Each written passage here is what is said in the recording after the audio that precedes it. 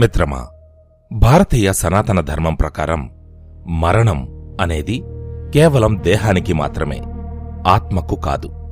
అయితే పురాణాల ప్రకారం 7 వ్యక్తులు మాత్రం ఈ కలియుగ అంతం వరకు భౌతిక దేహంతోనే ఈ భూమిపై సంచరిస్తారని మన పెద్దలు చెబుతారు. వారిని అశ్వత్థామ బలిర్వ్యాసో హనుమాంశ్చ విభీషణ కృప సప్తైతే చిరంజీవినః అని పిలుస్తాం. ఇప్పుడు ఆ 7 చిరంజీవులు ఎవరు? వారు ఇప్పుడు ఎక్కడ ఉన్నారు? వారు ఇప్పటికీ సజీవంగా ఉన్నారని చెప్పడానికి గల ఆధారాలేమిటి అనే విషయాలను మనం లోతుగా పరిశీలిద్దాం. ముందుగా అశ్వత్థామ శాపగ్రస్త చిరంజీవి. ఇతడు మహాభారత యుద్ధంలో గురువు ద్రోణాచార్యుని కుమారుడైన అశ్వత్థామ అత్యంత శక్తిమంతుడు. శివుని అంశతో జన్మించిన ఇతను యుద్ధం ముగిసిన తరువాత పాండవ వంశాన్ని నిర్మూలించడానికి బ్రహ్మశిరోనామకాస్త్రాన్ని ప్రయోగించి ఉత్తర గర్భంలోని శిశువుపైకి పంపాడు.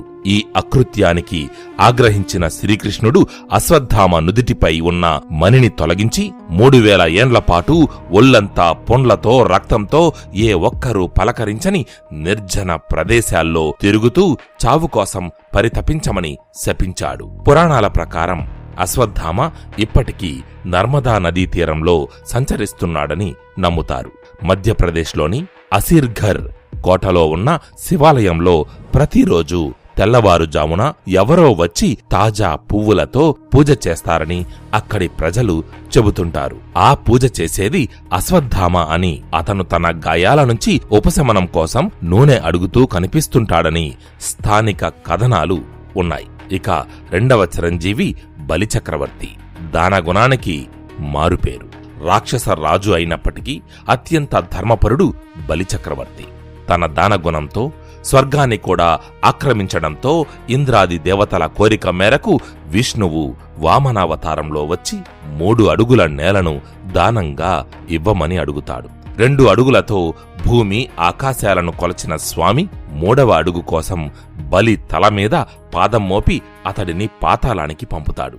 బలి భక్తికి మెచ్చిన విష్ణువు అతడిని తరువాతి మన్వంతరానికి ఇంద్రుడిని చేస్తానని వరమిచ్చాడు. పురాణాల ప్రకారం బలిచక్రవర్తి ప్రస్తుతం పాతాళలోకంలో అంటే సుతల లోకంలో నివసిస్తున్నాడు. విష్ణువు స్వయంగా బలి కోటకి కాపలాదారుగా ఉంటూ అతడిని రక్షిస్తుంటాడు. ప్రతి ఏటా కార్తీక మాసంలో లేదా ఓనం పండుగ సమయంలో బలిచక్రవర్తి తన ప్రజలను చూడడానికి భూమిపైకి వస్తాడని కేరళం ప్రజల నమ్మకం. ఇక 3వ చిరంజీవి వేదవ్యాసుడు. జ్ఞాన భాండాగారం. హిందూ ధర్మంలో వ్యాసుడికి ఉన్న స్థానం అద్వితీయం.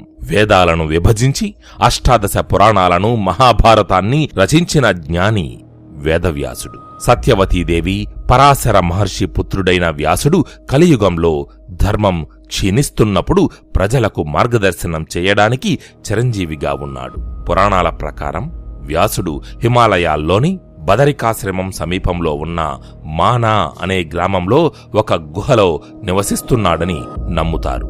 దీనిని వ్యాస గుహ అని పిలుస్తారు. కలియుగం ముగిసే వరకు వ్యాసుడు అక్కడే ఉండి ధ్యానం చేస్తూ ధర్మాన్ని రక్షిస్తుంటాడని పురాణాలు చెబుతున్నాయి. ఇక 4వ చిరంజీవి హనుమంతుడు. రామనామ స్మరణంలో తన్మయుడు. చిరంజీవులు అనగానే అందరికీ గుర్తొచ్చే తొలి పేరు హనుమంతుడు. సీతమ్మ తల్లి ఇచ్చిన వరం వల్ల శ్రీరాముడి కథ భూమిపై ఉన్నంతకాలం హనుమంతుడు జీవించి ఉంటాడు. హనుమంతుడు శక్తికి, భక్తికి, వినయానికి నిలువుటద్దం.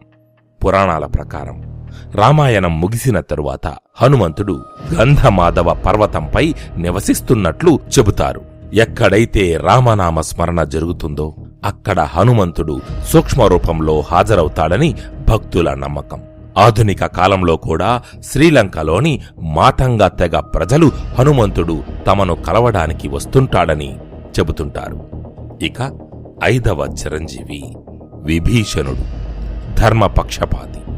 రావణాసురుడి తమ్ముడైనప్పటికీ అధర్మాన్ని వ్యతిరేకించి శ్రీరాముడిని శరణు వేడిన ధన్యజీవి విభీషణుడు.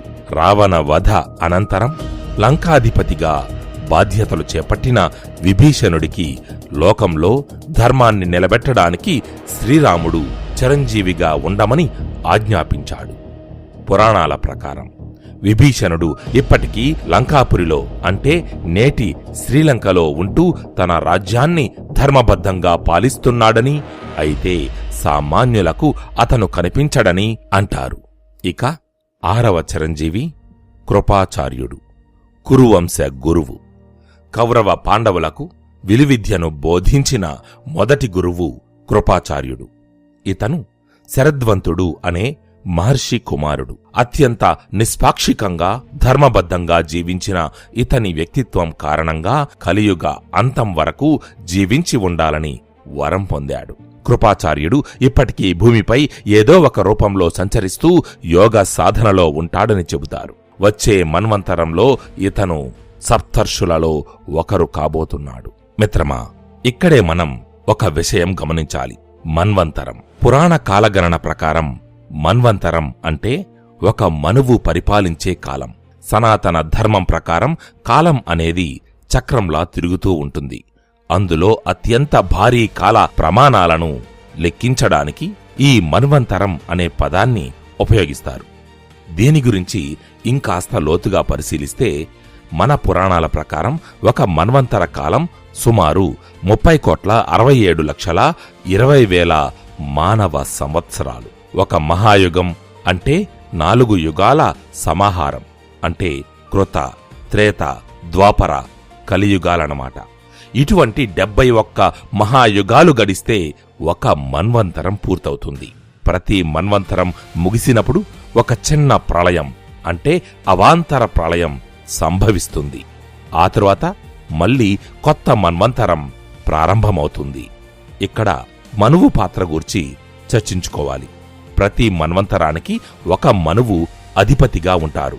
ఆయనే ఆ కాలంలో మానవజాతికి మూలపురుషుడు మరియు ధర్మశాస్త్రాలను అందించే మార్గదర్శి. కేవలం మనువు మాత్రమే కాదు, ప్రతి మన్వంతరానికి ఒక ఇంద్రుడు, ఒక విష్ణు అవతారం, సప్తర్షులు అనగా 7 మహర్షులు, కొత్త దేవతలు మారుతూ ఉంటారు. మరి మనం ప్రస్తుతం ఎక్కడ ఉన్నాం అంటే ఒక పగలును కల్పం అంటారు. ఒక కల్పంలో మొత్తం 14 మన్వంతరాలు ఉంటాయి. మనం ఇప్పుడు బ్రహ్మదేవుడికి 51వ ఏట శ్వేత వరాహ కల్పంలో ఉన్నాం. ప్రస్తుతం జరుగుతున్నది 7వ మన్వంతరం. దీని పేరు వైవస్వత మన్వంతరం. దీనికి అధిపతి వైవస్వత మనువు. అంటే మనం సంకల్పం చెప్పుకునేటప్పుడు వైవస్వత మన్వంతరే కలియుగే ప్రథమపాదే అని అందుకే అంటాం. ఇక చిరంజీవులకి దీనికి సంబంధం ఏమిటి అంటే మనం ఇప్పుడు చెప్పుకున్న అశ్వత్థామ, కృపాచార్యుడు ఇంకా పరశురాముడు వంటి చిరంజీవులు ఈ మన్వంతరం ముగిసిన తరువాత రాబోయే 8వ మన్వంతరం అంటే సావర్ణి మన్వంతరంలో సప్తర్షులుగా బాధ్యతలు స్వీకరిస్తారని పురాణాలు చెబుతున్నాయి. సింపుల్ గా చెప్పాలంటే మన్వంతరం అనేది సృష్టి యొక్క సుదీర్ఘ ప్రయాణంలో ఒక పెద్ద అధ్యాయం వంటిది. ప్రతి అధ్యాయంలోనూ కొత్త నాయకత్వం అంటే మనువు, ఇంద్రుడు, సప్తర్షులు ఇలా వీరు ధర్మాన్ని కాపాడుతూ ఉంటారు. ఇక ఇందాక మనం 6వ చిరంజీవి కృపాచార్యుడి గురించి చెప్పుకున్నాం. ఇప్పుడు 7వ చిరంజీవి పరశురాముడు. అహంకారానికి అంతం. విష్ణుమూర్తి 6వ అవతారం పరశురాముడు. తండ్రి ఆజ్ఞను పాటించి తల్లిని చంపడం, ఆపై తండ్రి వరంతో తిరిగి బతికించుకోవడం, 21 సార్లు భూమిపై దుష్ట క్షత్రియులను అంతం చేయడం ఇతని చరిత్ర. బ్రాహ్మణుడైనప్పటికీ యుద్ధ విద్యలో తిరుగులేని వీరుడు పరశురాముడు. పురాణాల ప్రకారం పరశురాముడు మహేంద్రగిరి పర్వతంపై నివసిస్తూ తపస్సు చేసుకుంటున్నాడు. కలియుగ అంతంలో విష్ణువు కల్కి అవతారంలో జన్మించినప్పుడు అతనికి యుద్ధ విద్యలను నేర్పే గురువుగా పరశురాముడు మళ్లీ బయటకు వస్తాడని పురాణాలు స్పష్టం చేస్తున్నాయి. అయితే ఈ 7 చిరంజీవులు ఇప్పటికీ ఎందుకు ఉన్నారు అంటే ప్రకృతిలో ఒక సమతుల్యత ఉండాలి. చెడు పెరిగినప్పుడు దాన్ని అదుపు చేసే శక్తి కావాలి. ఈ 7 చిరంజీవులు వేర్వేరు గుణాలకు ప్రతీకలు. అశ్వత్థామ పాపానికి ప్రతిఫలం అనుభవించే సాక్షి. బలిచక్రవర్తి దానగుణం యొక్క శక్తి. వ్యాసుడు జ్ఞాన ప్రదాత. హనుమంతుడు భక్తికి చిహ్నం. విభీషణుడు ధర్మానికి నిదర్శనం. కృపాచార్యుడు నిష్పాక్షికత. పరశురాముడు క్రమశిక్షణ మరియు గురుత్వం. వీరు కలియుగ అంతంలో జరిగే మహాయుద్ధంలో కీలక పాత్ర పోషిస్తారని, కల్కి భగవానుడికి అండగా నిలుస్తారని మన పురాణాలు ఘోషిస్తున్నాయి. వీరు ఎక్కడ ఉన్నా, ఏ రూపంలో ఉన్నా సనాతన ధర్మం యొక్క వెలుగును కాపాడుతూనే ఉంటారు. మిత్రమా, ఈ 7 చిరంజీవుల గురించి వింటూ ఉంటే మనకు కలిగే స్ఫూర్తి ఒక్కటే: శరీరం శాశ్వతం కాదు, కానీ మనం చేసే కర్మలు, మనం పంచే జ్ఞానం, మనం నిలబెట్టే ధర్మం మాత్రం యుగయుగాల వరకు సజీవంగా ఉంటాయి. ఇప్పుడు చెప్పుకున్న ఈ 7 చిరంజీవుల గాథలు కేవలం కథలు మాత్రమే కాదు, అవి కాలం దాటి నిలచిన జీవన సూత్రాలు. పురాణకాలం నాటి ఆ పాత్రల వ్యక్తిత్వాలను, వారు పొందిన వరాలను లేదా శాపాలను నేటి ఆధునిక కాలానికి అన్వయించుకుంటే ఒక సామాన్యుడు అసామాన్యుడిగా ఎలా ఎదగవచ్చో అర్థమవుతుంది. ఇప్పుడున్న పోటీ ప్రపంచంలో, ఒత్తిడితో కూడిన జీవితంలో మనం ఉన్నత స్థానానికి చేరుకోవడానికి ఈ చిరంజీవుల నుండి నేర్చుకోవలసిన పాఠాలేమిటో వివరంగా తెలుసుకునే ప్రయత్నం చేద్దాం. మొదటగా హనుమంతుడి నుండి నిరంతర అభ్యాసం, అంకితభావం. హనుమంతుడు చిరంజీవిగా మారడానికి ప్రధాన కారణం ఆయన రామనామ జపం, అంటే ఒకే లక్ష్యంపై అచంచలమైన ఏకాగ్రత. నేటి కాలంలో మనం ఏదైనా రంగంలో షైన్ అవ్వాలంటే కావలసింది ఇదే.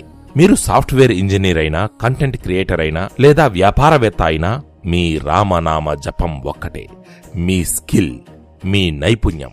ప్రతిరోజు ఆ నైపుణ్యాన్ని మెరుగుపరచుకోవాలి. హనుమంతుడు సముద్రాన్ని లంఘించినట్లు మనం కూడా అసాధ్యం అనుకున్న లక్ష్యాలను ఆత్మవిశ్వాసంతో అధిగమించాలి. వినయం ఉంటేనే విద్య వస్తుంది, విద్య ఉంటేనే విజయం వస్తుంది. ఇక 2వ చిరంజీవి వేదవ్యాసుడు. వ్యాసుడు వేదాలను విభజించి పురాణాలను క్రమబద్ధీకరించాడు. నేటి కాలంలో మనకు సమాచారం అంటే ఇన్ఫర్మేషన్ చాలా ఎక్కువగా ఉంది, కానీ దాన్ని ఎలా వాడుకోవాలో తెలియడం లేదు. Data is gold. వ్యాసుడిలాగా మనం కూడా మనకు అందుబాటులో ఉన్న సమాచారాన్ని విశ్లేషించి ఏది అవసరమో, ఏది అనవసరమో విభజించుకోవాలి. మీ పనిలో ఒక పద్ధతిని, ఒక సిస్టంని అలవాటు చేసుకోండి. మల్టీటాస్కింగ్ కంటే పనులను వర్గీకరించి పూర్తి చేయడం వల్ల కెరీర్లో త్వరగా ఎదగవచ్చు. 3వ చిరంజీవి పరశురాముడు. పరశురాముడు అస్త్రశస్త్ర విద్యల్లో ఆరితేరినవాడు. ఆయన కల్కికి గురువుగా ఉంటారు. అంటే ఎప్పుడూ నేర్చుకుంటూ ఉండడం, నేర్చుకున్నది 10 మందికి పంచడం. దీన్నే క్రమశిక్షణ, గురుత్వం అంటారు. జీవితంలో ఎప్పుడూ స్టూడెంట్ లాగే ఉండాలి. నేటి ఈ టెక్నాలజీ ప్రపంచంలో అప్డేట్ అవ్వకపోతే అవుట్ డేట్ అయిపోతాం. పరశురాముడి గొడ్డలిలాంటి పదునైన నిర్ణయాలు తీసుకోవడం నేర్చుకోవాలి. మీ రంగంలో మీరు ఒక అథారిటీగా మారాలంటే నిరంతర శ్రమ, కఠినమైన క్రమశిక్షణ అవసరం. ఇక 4వ చిరంజీవి విభీషణుడి నుండి విలువల పట్ల నిబద్ధతను నేర్చుకోవాలి. సొంత అన్న ఎదురు తిరిగినా విభీషణుడు ధర్మం వైపు నిలబడ్డాడు. ఇది చాలా కష్టమైన నిర్ణయం. కార్పొరేట్ ప్రపంచంలో లేదా రాజకీయాల్లో షార్ట్ కట్ పద్ధతులు, అవినీతి మార్గాలు త్వరగా విజయాన్ని ఇస్తాయి, కానీ అవి ఎక్కువ కాలం నిలబడవు, నిలబడకూడదు. విభీషణుడిలాగా మీ విలువలకు, మీ ఎథిక్స్కి కట్టుబడి ఉంటే మీ విజయం చిరంజీవిలా శాశ్వతంగా ఉంటుంది. నమ్మకమే మీ బ్రాండ్ వాల్యూ అని గుర్తుంచుకోండి. ఇక 5వ చిరంజీవి బలిచక్రవర్తి నుండి దాతృత్వం, నెట్వర్కింగ్. బలి తన సర్వస్వాన్ని దానం చేశాడు. నేటి కాలంలో దానం అంటే కేవలం డబ్బు ఇవ్వడం కాదు, మనకున్న పరిచయాలను, జ్ఞానాన్ని ఇతరులకు పంచుతూ సాయపడడం. గివింగ్ నేచర్ ఉన్నవారికే ప్రకృతి తిరిగి ఇస్తుంది. మీరు ఇతరుల ఎదుగుదలకు తోడ్పడితే ఆ నెట్వర్క్ మిమ్మల్ని ఉన్నత శిఖరాలకు చేరుస్తుంది. హెల్పింగ్ హ్యాండ్ ఇచ్చే నాయకులే అంటే లీడర్సే ఈ కాలంలో ఎక్కువ కాలం రాణిస్తారు. ఇక 6వ చిరంజీవి అశ్వత్థామ నుండి తప్పుల నుండి పాఠాలు నేర్చుకోవాలి. అశ్వత్థామ శాపం ఒక హెచ్చరిక. కోపంలో తీసుకున్న నిర్ణయం జీవితాంతం ఎలా వెంటాడుతుందో అశ్వత్థామ జీవితం చెబుతుంది. Emotional intelligence. ఆవేశంలో నిర్ణయాలు తీసుకోకండి. అశ్వత్థామ పగతో రగిలిపోయి తన భవిష్యత్తుని నాశనం చేసుకున్నాడు. మనం కూడా కెరీర్లో ఎవరైనా విమర్శించినా లేదా అవమానించినా దాన్ని పగగా మార్చుకోకుండా ప్రగతిగా మలచుకోవాలి. మీ ప్రతీకారం మీ సక్సెస్ ద్వారానే చూపించాలి. ఇక ఆఖరి 7వ చిరంజీవి కృపాచార్యుడి నుండి నిష్పాక్షికత, అడాప్టబిలిటీ మనం తీసుకోవాలి. కృపాచార్యుడు యుద్ధం తరువాత కూడా బతికి ఉన్నాడు. ఎందుకంటే ఆయన ఎప్పుడూ వ్యవస్థకు అనుగుణంగా నిష్పాక్షికంగా వ్యవహరించారు. మారుతున్న కాలానికి అనుగుణంగా మనల్ని మనం మార్చుకోవాలి. దాన్నే అడాప్టబిలిటీ అంటారు. రేపు ఏ టెక్నాలజీ వస్తుందో, ఏ మార్పు వస్తుందో గమనిస్తూ అలర్ట్ గా ఉండాలి. ఈ కాలంలో సర్వైవల్ ఆఫ్ ద ఫిట్టెస్ట్ కాదు, survival of the most adaptable మాత్రమే గెలుస్తారు. మిత్రమా, ఆఖరిగా ఒక్క మాట. ఇప్పుడు చెప్పుకున్న ఈ 7 చిరంజీవులు వేర్వేరు కాలాల్లో వేర్వేరు పరిస్థితుల్లో ధర్మాన్ని నిలబెట్టారు. ఈ కలియుగంలో మనం షైన్ అవ్వాలంటే, అభివృద్ధి చెందాలంటే మనలో ఉన్న హనుమంతుడి భక్తిని, వ్యాసుడి మేధస్సును, విభీషణుడి ధర్మాన్ని నిద్రలేపాలి. శరీరం మరణించినా మీ పేరు మరణించకూడదు అంటే మీరు చేసే పని చిరంజీవిగా మిగిలిపోవాలి. అది మీ క్రియేటివిటీ కావచ్చు, మీ వ్యాపారం కావచ్చు, లేదా మీరు పండించిన సంస్కారము కావచ్చు. గుర్తుంచుకోండి, అశ్వత్థామలాగా గతంలోని తప్పులను మోస్తూ బాధపడతారా, లేక హనుమంతుడిలా రాబోయే గొప్ప కార్యాలకు సిద్ధంగా ఉంటారా అనేది మీ నిర్ణయమే. మీరు ఎంచుకునే మార్గమే మిమ్మల్ని ఈ ఆధునిక ప్రపంచంలో ఒక విజేతగా నిలబెడుతుంది. పురాణాలు చెప్పిన ఈ రహస్యాలను కేవలం వినడమేనా? కాదు కాదు, ఆచరణలో పెడితే విజయం మీ పాదాక్రాంతమవుతుంది. ఇది రాసిపెట్టుకోండి. జై చిరంజీవ.